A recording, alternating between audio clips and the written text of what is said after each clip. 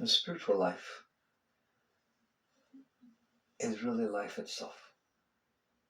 To separate your life into my worldly life and my spiritual life is to not understand what's going on. They're all the same. They're both the same. They're additive to each other. There's nothing to be left out, depending upon how you work with yourself inside. If you don't work with yourself inside, then very, very few people work with themselves inside. Then what is going on inside is just what's going on inside. If it's a mess inside, it's a mess inside. If it's nice inside, it's nice inside. People don't understand it's your responsibility. It is your responsibility, just like it's your responsibility to keep your house clean. It's your responsibility to make your bed. It is your responsibility to take care of your inner environment. If you don't take care of your outer environment, bugs and things will crawl in and become a mess. If you don't throw your food away, if you don't clean up the house, it's going to be a mess. It's the exact same thing inside. The default of your inside, if you do nothing about it, is the lowest possible state. Energy falls down to its lowest possible state, which is depression. Which it just goes to where you're just not doing okay inside. You don't feel well. You don't feel enthused. You don't feel love. You don't feel passion. You're just not doing well inside. That's because you didn't work with yourself. It really is the same. If you don't drive your car, you're going to get in an accident. If you just take your hand off the wheel and don't pay attention to what's going on and just let it go where it goes, you'll be in bad shape. It's the same thing inside. You live inside. You don't live outside. You live inside. There's a mind in there with you. There's a heart in there with you. There's energy flows in there with you. If you leave them alone, it's going to be a mess. People don't even understand what a mess it is because they don't know it doesn't have to be that way. You just get used to living in a mess. You're moody, you have problems, you're sensitive, you don't like things, you don't get what you want, you get what you don't want, you're afraid, you're desirous. It's just a commotion. It's just uncomfortable inside. Most people are always uncomfortable inside. Very rarely are they comfortable. So what this drives you to do, if you're not paying attention, and I'm telling you people are not, it's a mess inside. It's uncomfortable inside. It's disturbing inside. Nobody wants to live like that. So instead of straightening it up inside, what will happen, and it will happen to everybody, all 7 billion of you, is you will realize that certain things can happen outside that make it worse inside. People can say things that disturb you. People who you love can leave you. You can get old and not be as good looking as you used to be. Get wrinkles in your face and so on. All kinds of things can go on and will go on that cause disturbance inside. Sometimes things will happen outside that make you feel good inside, but it's not as much. There are way more things that cause disturbance, that cause discomfort, that cause fears, than there are things that actually make you feel well. And we're talking about maybe if I get this, I'll feel well. The actual moment of I feel whole, I feel complete, I wouldn't change a single thing, everything's beautiful. You must admit, you can count it on your fingers on one hand, versus the things that bother you. There aren't enough stars in the sky. You're always getting disturbed by something. That is because it's disturbed inside. If it is disturbed inside, then events that unfold outside and come into you are going to stir up the disturbances. All of us have different disturbances, therefore different things disturb us, turn us on or off.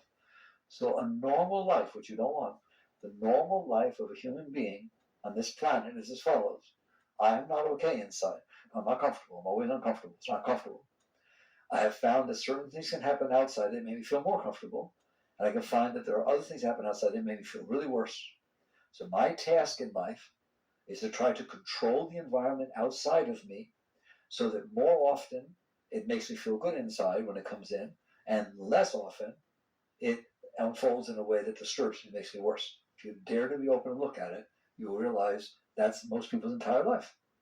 Trying to figure out what they need or want outside and what they don't want and don't need outside, and then try to figure out how to make it be that way. And we end up going to war with reality.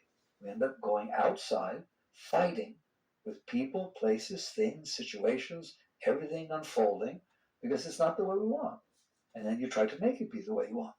And by the time you're done, It's very difficult to make everybody be the way you want. It's very difficult to have every situation unfold the way you want. It's very difficult to have things not happen that disturb you, since it's so easy for us to get disturbed. So it doesn't work. And we end up getting frustrated, we end up getting tense, we end up getting anxious. This is the normal state of how people live. That's a worldly life. It's just an external life of fighting with the outside to try to make it so you can live with yourself inside. There's an alternative life. It's so simple, it's ridiculous. And very, very few people actually walk it, which is, I live in here. I should straighten it up. I shouldn't try to find somebody that'll straighten up for me. I shouldn't try to find a job that will turn me on so much that I will be distracted by the disturbances inside of me. I should fix what's wrong inside of me. This is my house. I live in here. If I'm sensitive, if I'm scared, if I'm insecure, if I have issues going on in here that I don't like to talk about, that cause me trouble, I need to clean up. I need to straighten this up in here. I don't want to go for the rest of my life keeping garbage inside of me and then trying to make a life outside that either distracts me from it or fits what's wrong inside of me. Somebody talks to me exactly what I want to be talked to. They give me space when I need space. They feel close to me and say loving things when I need to. And so this makes me more comfortable inside because of the way this person's behaving outside. Have you ever met anyone succeeded at that? You can't sit there and control and manipulate people and then think they're going to love you and think it's going to work out. There's never a situation that will never work. What does work is to once and for all sit yourself down and say, I'm a mess. I'm sensitive. I got things that have to be exactly the way I want them to be for me to be okay. Otherwise, I get weird inside. I don't want to be like that. That's what you say. I don't want to be like that. I want to be able to be okay inside as a starting position so that when I come outside, it's because I want to share the love that I feel. I want to share the passion that I feel. I want to feel the creativity that I feel. I want to share the inspiration that I feel. I want to bring something into the world in front of me, not always be taking something because I'm not okay. I am telling you, someday, if you grow in this path, you will find out that need is not natural.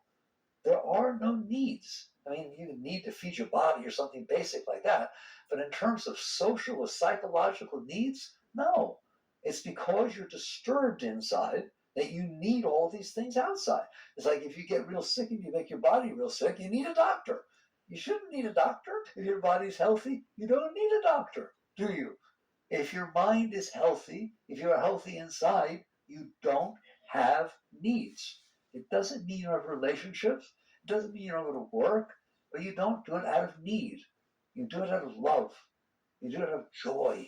You do it out of expressing the beauty and passion that you feel inside of yourself. Then life is beautiful for you and everyone around you because you don't have to manipulate them and control them and complain about how they are. So the whole spiritual path, and I haven't talked about a single technique yet, the whole spiritual path is about waking up and realizing, I have a mess in here. And I'm expecting the world to unfold in a way that makes my mess more tolerable. Okay? The driver in front of me better drive at the speed I want it to drive or I'm getting upset, called road rage. The light better not change, I'm in a rush. It better not rain, I want to go camping. He better not talk to her for more than 3 seconds because I get jealous. It's like every single thing is predicated upon the fact that I am not okay inside, therefore you guys get your act together. Or you'll be sorry. It's cute. There is a way for you to be okay inside. I guarantee you, everyone, there is a way to be okay inside. It is not true that just because it's been a mess, that it has to stay a mess. If you let your house become a mess, there's pizza boxes all over the place and bugs, it doesn't have to stay that way. The minute you decide you don't want it that way anymore, guess what? You do the work that's necessary to clean it up, and then it's just the same as it was never that way. Okay? It's exactly the same inside. So now we get down to what does one do to clean it up inside, and why haven't I been doing it? The basics of it are always the same. You have stored inside of you things that bothered you from the past. And you know you have. Whenever something uncomfortable happens, you're not comfortable with it.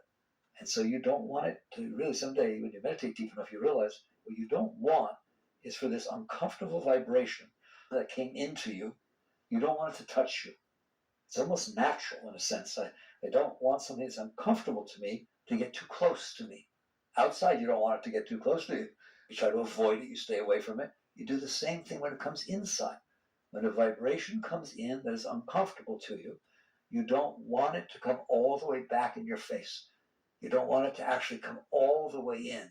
When a vibration comes in that is comfortable to you, an intimate loving situation, beautiful sunset, something's happening that you're very receptive to, you're very open, then you do want it to come in, don't you? Nothing can get close enough. You want it to come all the way in and touch your whole being.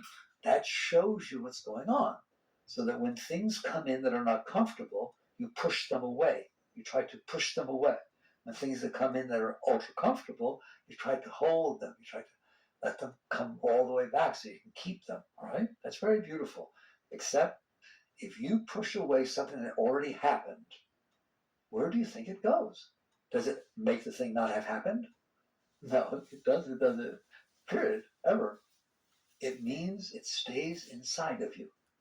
You actually store it inside of yourself.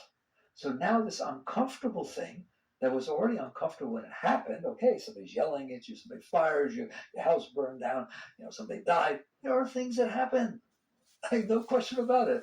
There are things that happen that when they come inside are not comfortable. You know about that yet? Okay. It's reality. Don't think being spiritual means that doesn't happen. Don't you dare think that. What spiritual means is when it happens, it comes in. It's not fun, it's a discomfort. And you experience it fully. You let it come all the way back in, learn from it, grow from it, experience it. Like someday someone you love will die, your parents will die, something will happen. It will happen. Once it happens, it already happened. There's no reason to say I don't want it to have happened. That's what you live in a fairyland. It happened. So the question is, what are you going to do with it? What most people do with it, in a sense, is refuse to let it have happened. They say, no, I wasn't finished with my relationship with my mother. I wanted her to live longer, and or whatever the heck it is. It's called denial. It's not a psychological level, but it is a spiritual level of denial. You're denying the reality of what took place. Why? Because it's uncomfortable. Well, I can't deny that it happened, and I can't deny that it's uncomfortable. So I'm left with only one choice. Honor its right to be, learn from the experience of what it's like to go through an experience like this, become a greater person because I went through this experience. I learned from it. I grew. I learned. Doesn't mean it's comfortable. You're not in there trying to make it be comfortable. You're in there learning from the discomfort. You're working out, it starts to hurt, your coach pushes you. He's not mean. He just knows that the way the muscles work is unless you get to the point where it's starting to give off, it gives off lactic acid, so it feels yucky. And they tell you if you push it, not too much, but if you push it past that point, the muscle gets stronger. And that's why they say no pain, no gain. It's the exact same thing inside. If you had your way, you would never grow. You would build a little life that's in a box. And every single thing in it is exactly the way you're already comfortable. Your boundaries, your limits, your sense of what you want. And you go hop in there and lock it up and never go anywhere. You would never grow. There's no growth there. Growth is when events unfold that are not comfortable to you. It comes in, it is uncomfortable, but you learn how to be comfortable with uncomfortable. You learn to understand that what discomfort means is I can't vibrate at that level.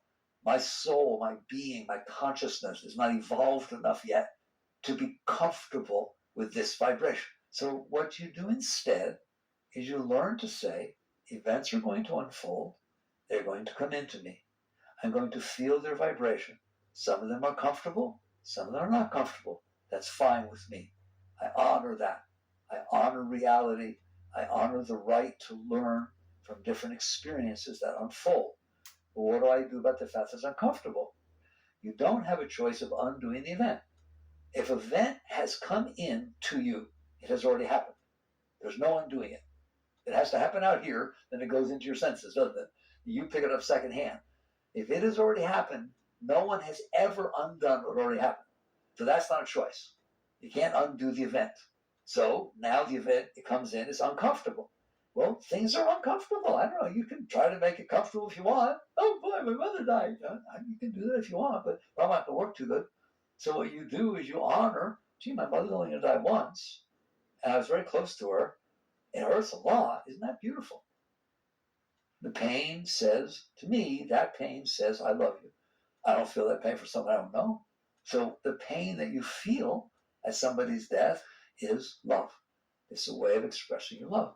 So you learn to find a way to be open and receptive to the reality of life that is coming into you. Because you can't undo it, and sometimes it is uncomfortable. Its vibration is not always pleasant.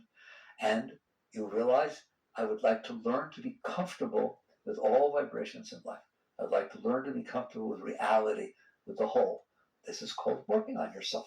So instead of fighting with everybody and fighting with life and getting weird because things happen, you learn to honor, accept, and respect reality, and you learn how to expand yourself. It's really an expanding of your being so that what has happened can fit inside of you.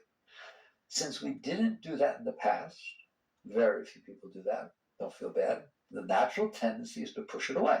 I don't want to experience this. So therefore, you didn't let it come through.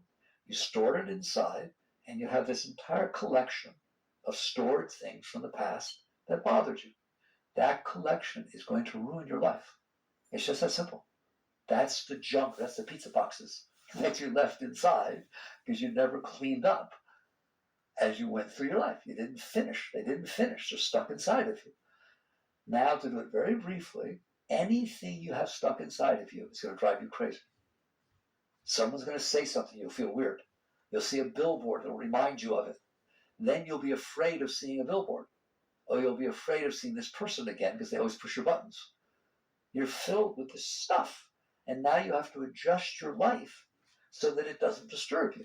And at some point, you'll collect enough stuff and you, in a sense, abstractly relate everything to it. At first, it was I had trouble with George. It was a bad relationship I don't want that kind of relationship. Then you had a trouble with somebody else, and I always say, well, I just don't like men of that age.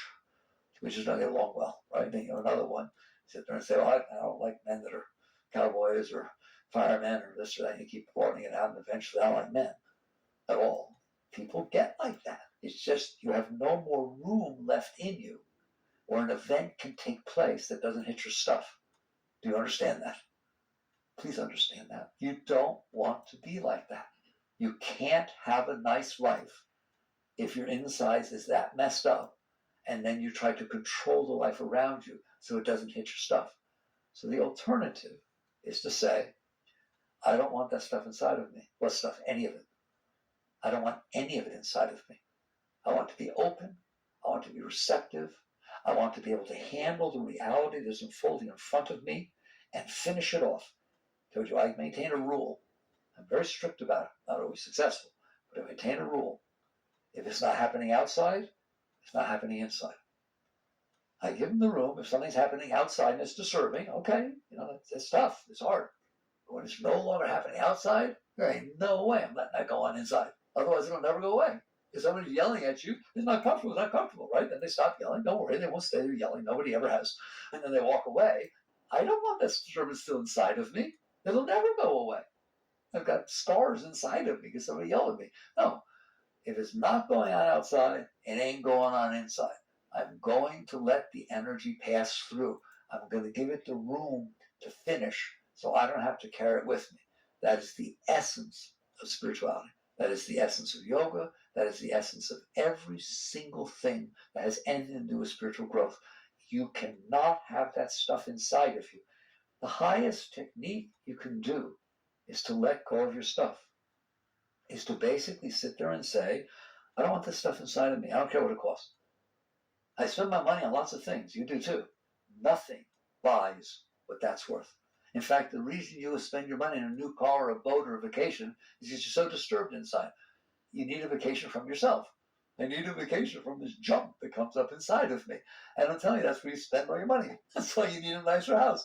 You need a nicer house because the Joneses have a nice house than you. It makes you feel insecure because you don't feel good about yourself. So now you have to go out and get a nicer house. And so everything you're spending your money on, you're better off. This is a better way to spend your money. If you're going to have some pain, some discomfort, and having to do some work, get paid properly.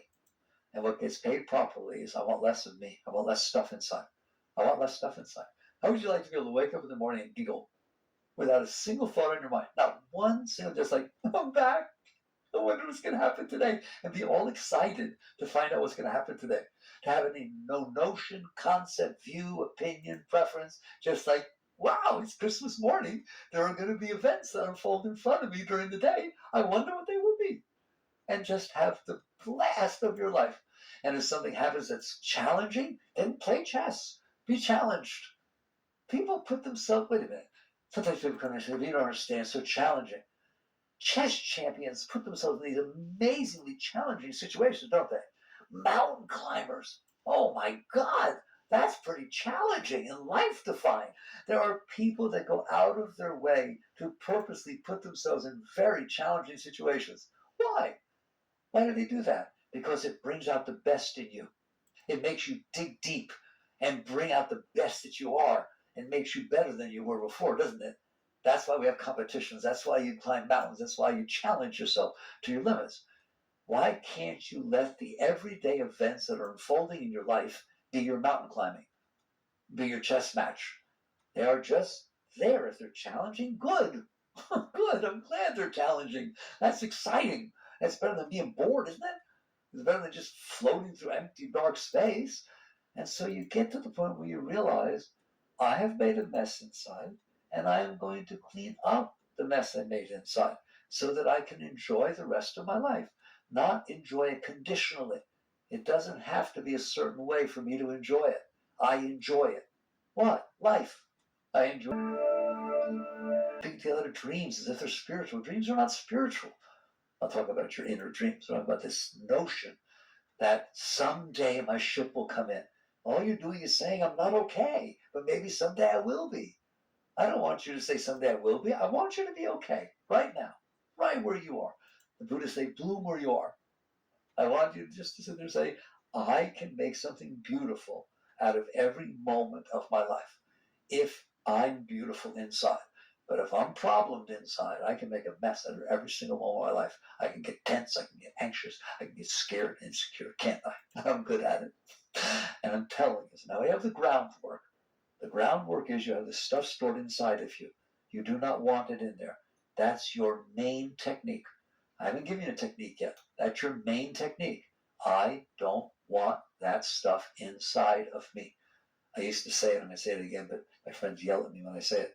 If there was a 50-gallon vat, an oil drum, filled with roaches and snakes, and I had a choice, or you have a choice, of having this stuff inside of me, or having somebody shove me inside that bin, you better pick going into the bin, because it's much more comfortable.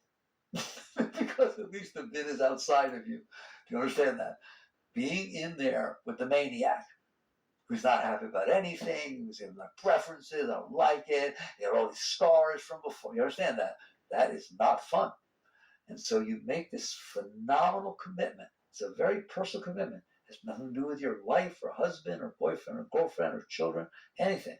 It has to do with you. This is your life. You were given the time between your birth and your death. That's a gift that was given to you, wasn't it? You're here. You don't know where you came from. You don't know where you're going. But you know you have this time between your birth and your death. Do you really want to live it scared to death? You really want to live it that I'm so screwed up inside that maybe I can manipulate and control the world around me so it doesn't bother me too much? Or maybe I can find somebody that makes it tolerable? No. And so you take arms against it. You sit there and say, I'm not going to leave this stuff inside of me. This is my life. It's my job. It's not somebody else's job. I put it in there. I'm going to let it go. And so now you live this great life. It doesn't sound like a spiritual life, but it's the ultimate of a spiritual life. You make a vow, and you remember every morning and every evening. First, I am not putting any more in here. If an event takes place in my life, now that I'm conscious enough and I woke up, If an event unfolds in my life and is uncomfortable to me, I am going to make sure that I let it go. That's as simple as that. How you do it, those are what you mean by techniques. But underneath, there has to be that commitment. It will not stay inside of me. You say that of all kinds of things. You love somebody, you go to great ends to get them, don't you? You want to go on a vacation, oh my God, you work overtime, you do all kinds of stuff. What do you gain? A week? And then you're back to your same place. Do something that works, that lasts. Do not build this stuff inside of you. So you start, they don't start with all the stuff you already built in there. That's too hard. You start with the new stuff that's happening.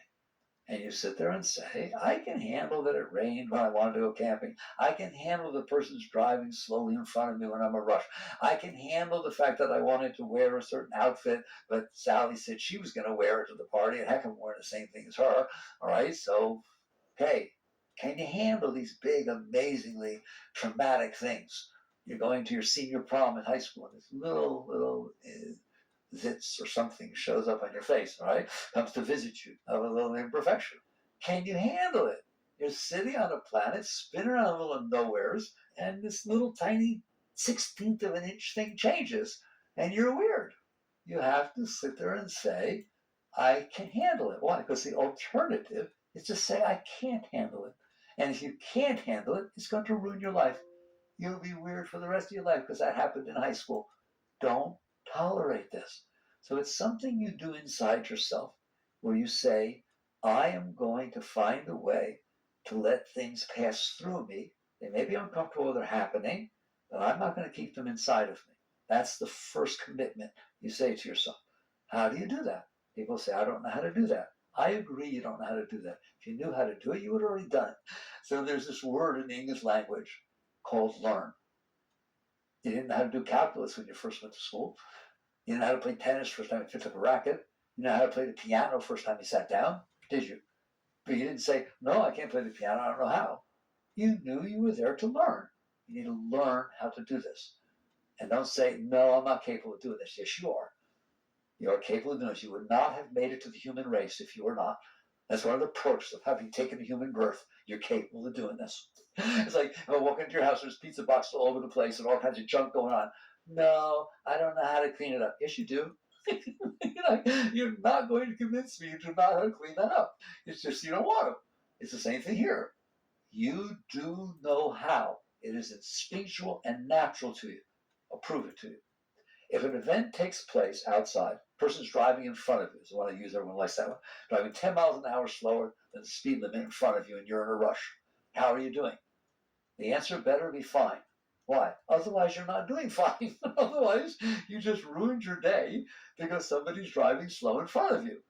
How did that help? Did it make her drive faster? No. Did it make him take a left and get out? No, it didn't do a single thing.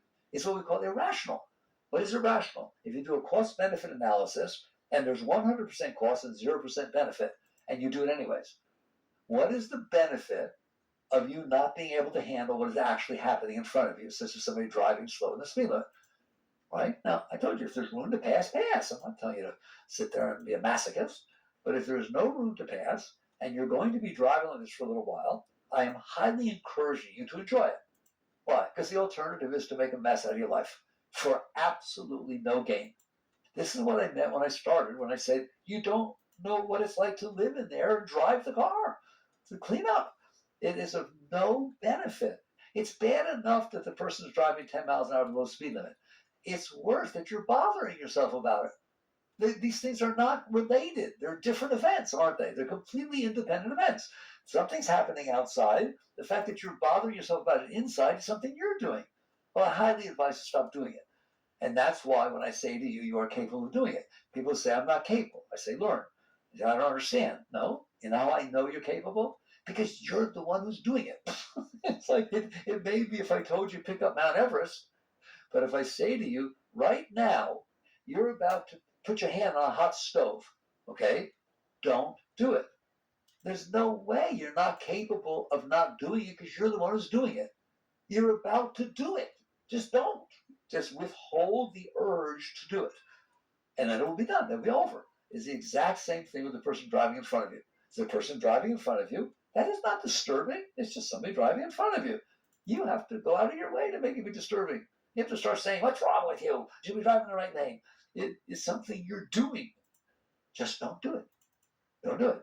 And so here's the techniques come in. At that moment, when you see this tendency, it's just a habit-formed tendency to create trouble for yourself. I don't want you to create trouble for yourself. This is not about getting to know God. This is not about some spiritual journey. This is not about awakening the Kundalini. Although all of that will happen naturally, all right? This is so funny. This is about, why do you want to ruin your life? Bad enough somebody else ruins it. Why do you want to ruin your life? Why do you want to go out of your way to make yourself uncomfortable? It doesn't make sense, does it? Then don't do that. Now, there are techniques. For example, there's affirmation. Well, what do you mean? I'm sitting there, I'm driving, and I notice, I'm in here, I notice my mind is about to get negative about the way the person's driving in front of me. Very good. So what I do is, before it can start, I take over the mind. You can use your mind. Make a count to 10 right now inside. Then do it. See, you're the boss. The problem is you're not using your mind. And when you don't use it, it uses itself, doesn't it? You're not telling it to get upset about the driver in front of you. It's doing that out of habit. So what you do is, when it starts to do it, you use this affirmation. Sounds like, oh my God, do I love the way this person's driving. I literally have taught my mind to say, hey, I want to drive the way I want to drive. Then they get to drive the way they want to drive. I don't want anybody taking away how I drive. I don't want to take away how they drive. So you just start using your mind to say something constructive, to say something more positive, so that then when you're doing that, it can't be doing the other thing. It doesn't do both at once. When you're using your mind, it can't be spewing this negative stuff. It's only when you stop driving in there, if your hand's on the wheel, your car's going to go where you're putting it. Take your hand off the wheel, who knows where it's going? That's what this is like inside. So affirmation is one way. Another way is if you meditate, if you're a meditator, and you learn to follow your breath, which is a very, very good time to meditate, this is a good time to do it. So if you're not going to do affirmation, you're driving, so you're going slower than you normally would. You'd usually go 15 miles over the speed limit. This person's 10 miles under the speed limit. So therefore, we got all this time while you're driving, so nice and slowly and safely, follow your breath. Just start watching your breath. Instead of wasting your time doing something destructive, do something constructive. You tell me, who's stopping you from doing that? Nobody. That's what's so funny. There's nobody in there but you. You do whatever you want in there. And don't think this doesn't matter. This is going to change your life.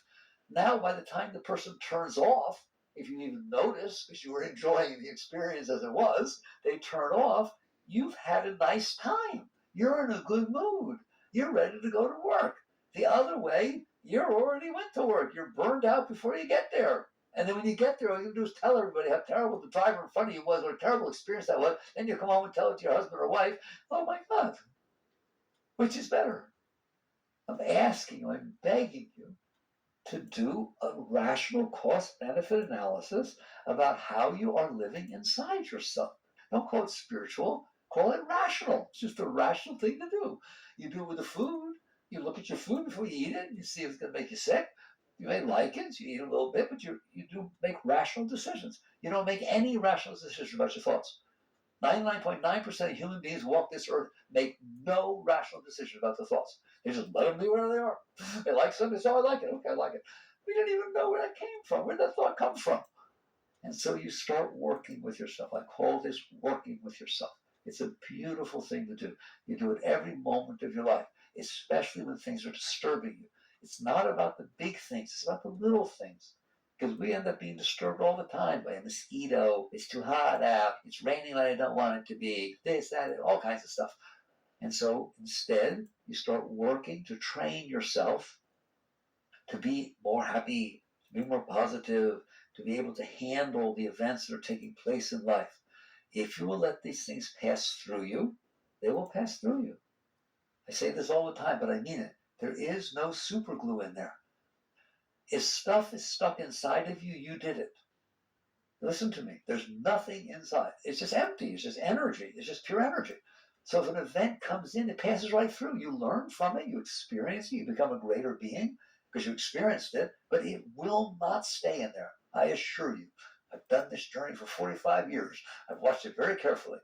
Nothing will stay in there. Nothing. No matter how bad it is, no matter how disturbing it is, this stuff's going to come in. You don't stand in front of it. You don't try to stop it. You don't try to control it or rationalize it or do anything. You just let it go. Let it go. Let it blow across your face like wind. And eventually it's like, oh, this is exciting. You can have as much fun as you want with life. So that's a second technique. A second technique is, the first one is try to be positive, work with affirmation, work with positive thinking. That's fine. All right. Your second, one step deeper, is just because your mind is saying something doesn't mean you have to listen. Just because it's in there saying, why are you driving like that? I don't like you should be driving. I got to get there. Right? I don't have to listen to that. I can put my attention on my breath. Your consciousness is where you live. If you put your attention on something other than the neurotic mind, you're going to find out it quiets down. If you don't listen to it, it will quiet down. Yukteswar said an ignored guest quickly leaves. All right? So that's a second technique. A third technique, which happens to be the highest, but you need to work your way to it, is to notice, there it goes again. There is the disturbed mind being disturbed. Relax.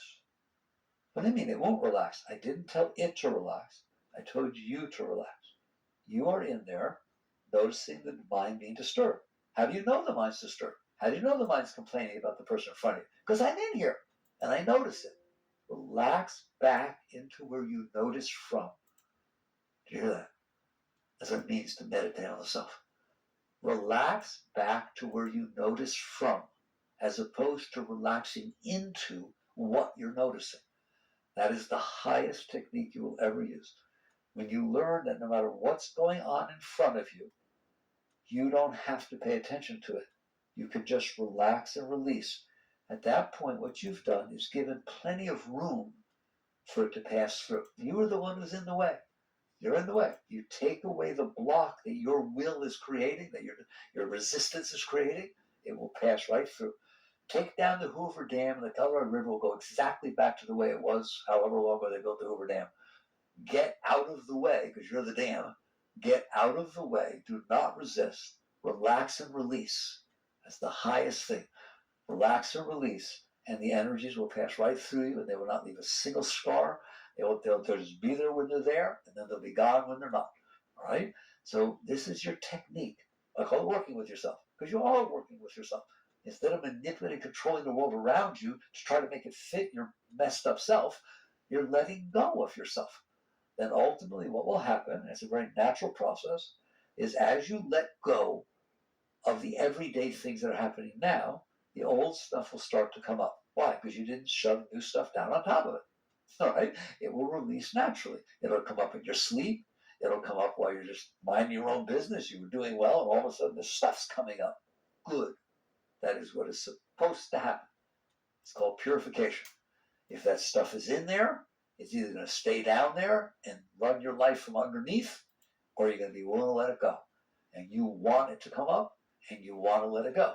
Now that sounds scary, because you know there are things in there you just soon never see again. All right? That's why they've been shoved down there so far. Because you practiced with these everyday things, the car in front of you, the fact that it rained, we didn't want it to, they seem like trivial things. They're not.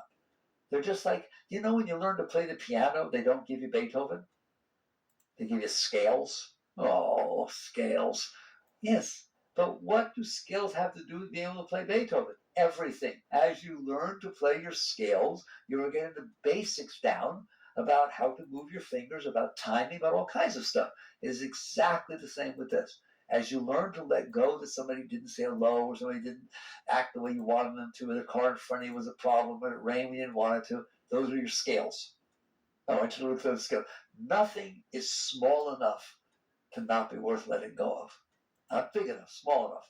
The slightest thing that happens, if you feel resistance, learn how to relax behind the resistance and let it go. Because you learned your scales, now you can play some. So because you learned these basic techniques of relaxing and releasing and surrendering, and letting go, now a bigger thing will come up. What do? The same thing. But I don't know how to. Of course you don't know how to. You haven't done it with something bigger yet. You didn't know how to play Beethoven just because you're good with your scales, but now we're ready to try something. And so you'll flub around a little bit, but you'll be able to do it because you got the basics now.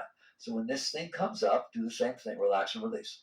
You welcome it. That's the highest thing I can teach you. You are to welcome the disturbances that come up inside of you. Why? Because the alternative is to keep them. Remember, we started, you don't want them in there. You don't want them. You want beauty in there. You want love in there. You want enthusiasm, excitement, passion, inspiration, don't you? Well, you can't have it when you got the other stuff in there. It's already tank's full. Tank's full of poison. So you have to be willing to let it go. And so you change your attitude about stuff, all right? So what happens, it starts to come up, you relax and release behind it, and a couple of big ones will come up, and you'll get good at it. And that's all it takes. Because what will happen at some point, you will let go enough to where not only is it not a negative that stuff's in there, but all the energy you used to use to keep it down, to fight with it, to control the world so it didn't hit it, is now liberated. You literally freed that energy, and it will start going up. And I'm telling you, it will go up. You will start to feel these waves of love, of joy, of Shakti, of Chi flowing up inside of you. Literally flowing up. It's not a figurative statement. It is an upward rush, rushing through your being. And it lifts your heart. It lifts your heart like when you fell in love. But there's nobody there. It's just something inside of you, raising you, lifting you. You find yourself smiling all the time. So basically your whole life changes. You will find that you get smarter than you used to be. You can remember things better. You can do more calculations in your head. You will find that you get inspired and have intuition, intuitive inspirations that happen. It's just your whole life changes because all that energy you were using to fight with the negative stuff, to keep the negative stuff and then fight with everything about it, is liberated to be able to come up. And when it starts coming up, your whole life changes.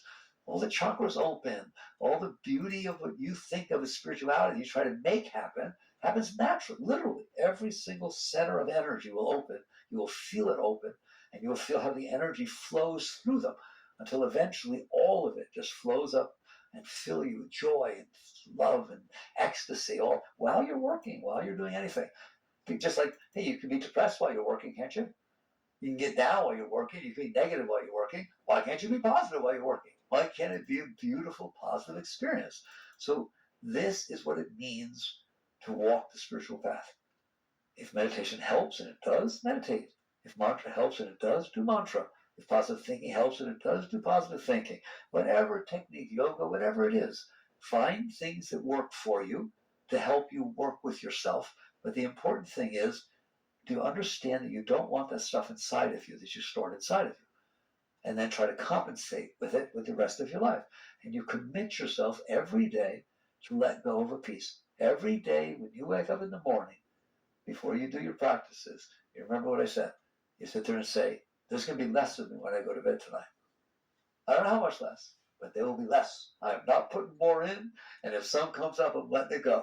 And if every night when you go to bed, you check it out, don't worry about what you did, don't review everything and judge yourself.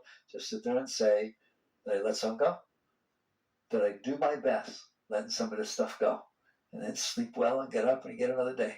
And every single day do that. And then you come back and you tell me what happens. Because I know people that meditate 5 hours a day, 6 hours a day for years and do not have the growth that takes place if you do this. You know what happens when you meditate? They say you did your practices.